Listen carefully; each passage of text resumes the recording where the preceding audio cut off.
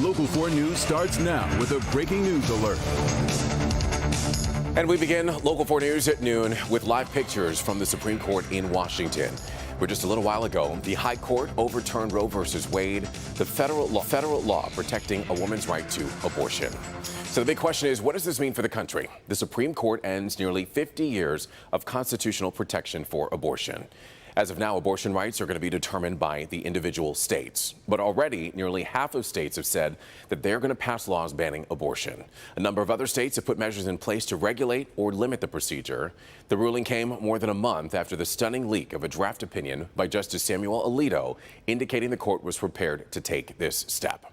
So this is what's happening on Local 4 News here at noon. We're going to be talking about the impact here in Michigan now that Roe v. Wade has been overturned. And then we'll be talking with Right to Life Michigan about the Supreme Court's decision. And then later we're going to be talking with Governor Gretchen Whitmer about the overturning of Roe v. Wade and the impact that that's going to have on the state of Michigan. So you'll definitely want to stick around for all of that. But first, we want to go out to Washington, where Bree Jackson begins our coverage this afternoon. In a 6-3 decision, conservative justices on the High Court struck down Roe v.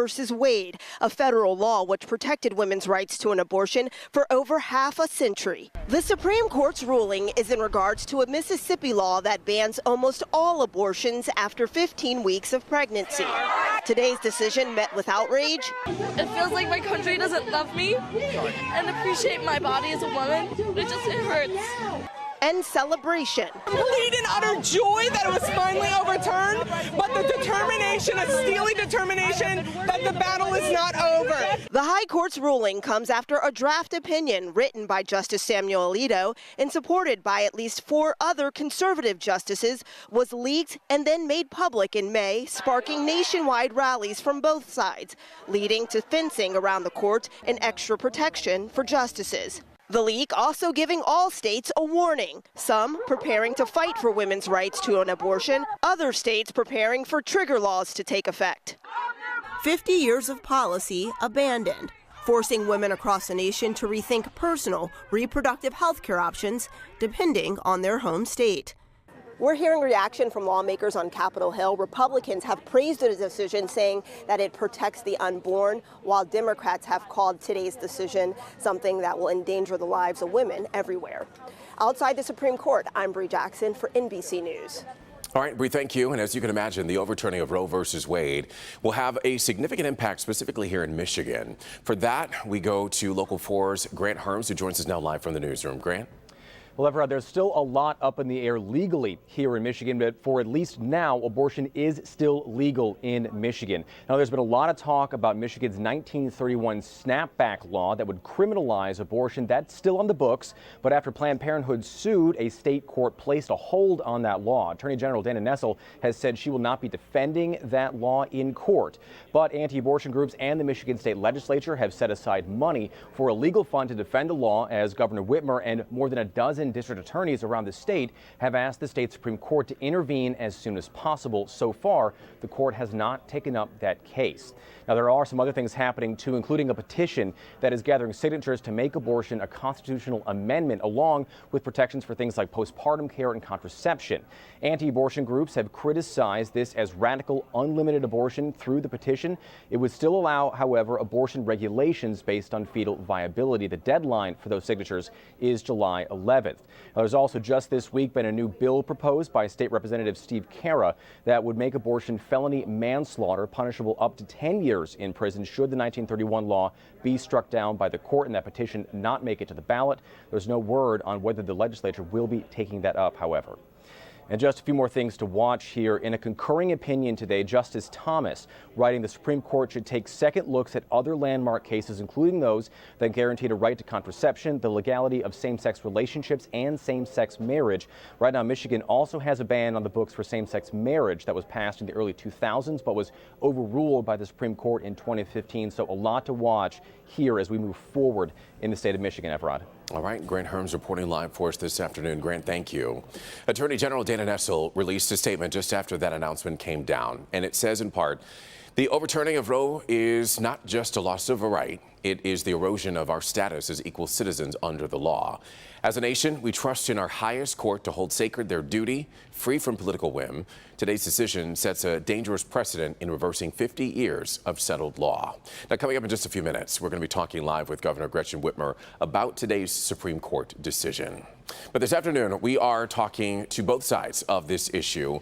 And right now, I'm joined with the Legislative Director for Michigan Right to Life, Genevieve Marnon. Thank you so much for joining us this afternoon. Thank you. Thank you for having me. Well, listen, we knew that this decision was likely to come down after that draft opinion was leaked. We know that you've worked, almost 50 years to overturn this. What does this mean to you specifically? This is a great day for the unborn. This is after almost 50 years of working to re-secure legal protection for the unborn child. This is the first step. Getting rid of that federal right to abortion in the Constitution that was never there, that was discovered, and returning the decision back to the states will be the first step in allowing states to, once again, protect the unborn child legally.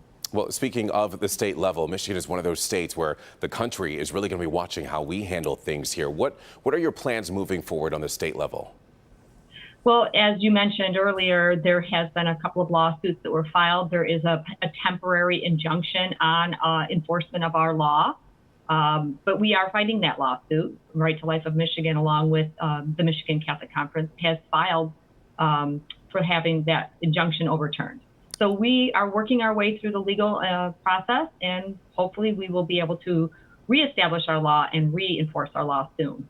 Okay, and then once you do that, as you continue to fight this, you hear that Attorney General Dana Nessel and other county prosecutors are not planning to enforce this 1931 abortion ban that is in our state here. What are your thoughts on that? Well, my thoughts are that if the Attorney General doesn't want to do her job, then maybe she needs to be voted out of office in November. And if county prosecutors don't want to do their job, maybe they need to face a challenger in their upcoming election as well. But remember, we do have 83 counties, and we have local sheriffs and other law enforcement agents. So I'm optimistic that if we can't get prosecutors to do their job, they will be unseated, and they will have other law-abiding prosecutors who will take their place. Well, I do have to ask, our country, our state, clearly divided on this issue, and now even further. Where do we go from here? Where would you like to see things go? Where I'd like us to go is to actually start looking at real solutions to the problems, because for the last 50 years, the solution that was offered by pro-abortion supporters was just go abort your child.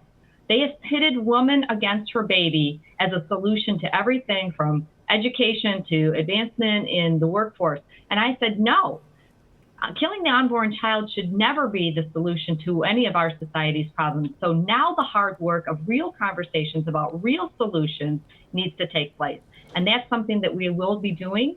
Not to mention, we have 150 pregnancy resource centers around the state right now, ready, willing, and able to offer help to women in need.